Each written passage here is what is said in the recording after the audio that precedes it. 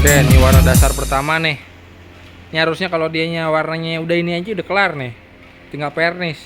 Ini karena si kampret nih dia minta warnanya rada custom. Jadi habis warna ini ada lagi warna ntar. Kita mau tes panel dulu di bagasi nih. Jadi yang panel kecil biar kelihatan warnanya. Karena mungkin dilanjut besok ya. Soalnya kalau yang body belum kering banget. Tadi pilih-pilihin lagi nih. Ya kan?